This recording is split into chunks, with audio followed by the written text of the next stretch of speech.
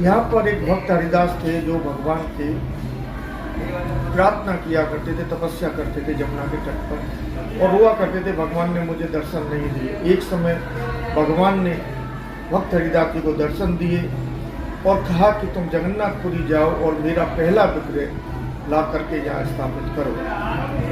भगवान की आज्ञा से महात्मा जी जगन्नाथपुरी गए। सर्वप्रथम पुजारी से मिले। पुजारी ने मना कर दिया, हम राजा के अधीन हैं, अब राजा चाहे दे सकते हैं। आज भी 36 वर्ष के बाद में भगवान का विग्रह परिवर्तन होता है। उस समय भी भगवान का विग्रह परिवर्तन होना था, उस समय की ये बात। महात्मा जी राजा रुद्र प्रताप के पास गए और उन्होंने कहा कि आपको भगवान ने आदेश दिया है, लेकिन मेरे को ऐसा भगवान का कोई आदेश नहीं है, मैं आपको भगवान के विग्रह देने में असमर्थ हूँ, मुझे क्षमा करें। महात्मा जी राजा से जब सुना विग्रह नहीं मिलेगा तो महात्मा जी चक्र तीर्थ, जहाँ पर भगवान का विसर्जन होना था, वहाँ पर जाकर के भगवान के उसी रूप के ध्यान करने लगे जिनका उन्होंने श्री धाम वृंदावन में दर्शन किया था। इधर राजा को स्वप्न होता है कि वो साधु मेरी आज्ञा से आया है, मेरा पहला विग्रह वृंदावन में जाएगा, आप उसकी व्यवस्था करो।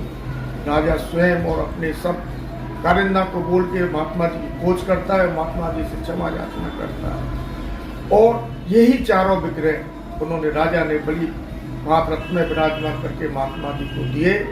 कहा कि अब मुझको आदेश हो गया, अब ये जगन्नाथ वृंदावन में ही जाएंगे। दूसरी बात, आपका प्रश्न था ये वृंदावन में क्यों आए।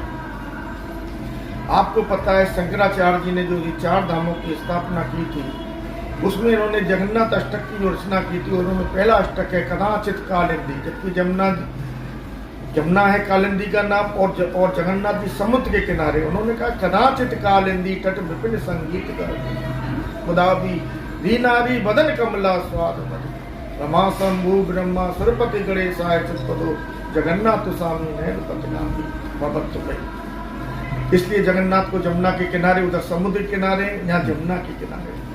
कुछ संतों ने मुझसे कहा कि महाप्रभु जी का जो भाव था, चैतन्य महाप्रभु जी का भाव था, वो वृंदावन के प्रति था, लेकिन अपनी माता के जरिए वो वृंदावन नहीं आ सकते थे। एक बार विरह करके जब जगन्नाथ को समुद्र में विसर्जन होना था, विग्रह परिवर्तन होना था, तो विरह से उन्होंने जगन्नाथ जी से लपट गए और उन्होंने समा गए। तो संत लोग बताते हैं कि इसलिए जो वृंदावन में आया है क्योंकि इसमें चैतन्य महाप्रभु समाये हुए हैं, और चैतन्य महाप्रभु का सदा वृंदावन का स्मरण करते थे, उसी रूप में भी लोग इसको बताते हैं। लेकिन ये सत्य है, इसकी भक्तमाल में इसकी कथा है गोरखपुर की में, जिस जगन्नाथपुरी से पहला विग्रह जगन्नाथ जी का है। महाराज जी, आज जगन्नाथ प्रभु की जल यात्रा है, क्या महत्व है इसका और क्या क्या होता है 15 दिन? देखिए, अभी भगवान के सजदरा स्नान हुए हैं और भगवान गृह रूप धारण करके विश्राम गृह में चले गए। स्कंद पुराण के हिसाब से आज भगवान जगन्नाथ जी का जन्मदिन भी है। स्कंद पुराण में लिखा हुआ है कि भगवान का जन्मदिन है और भगवान जगन्नाथ जी की स्नान यात्रा है। तो भगवान ने शेष धारा सर्वादि औषधि समस्त नदियों के जल से पंचामृत से भगवान का अभिषेक हुआ। 108 कलशों से भगवान जगन्नाथ, बलभद्र, सुभद्रा, सुदर्शन चक्र सबका अभिषेक हुआ।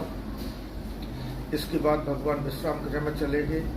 अब भगवान अपने भक्तों को दर्शन नहीं देंगे, लेकिन भगवान के अंदर में पूजा, सेवा, भोग, राध आदि की सारी व्यवस्था चलेंगी और भगवान के आयुर्वेदिक औषधियों से उपचार होगा और भगवान की अंगराग सेवा होगी। इन दिनों में भगवान को चावल का भोग नहीं लगता है, सूखा भोग लगता है।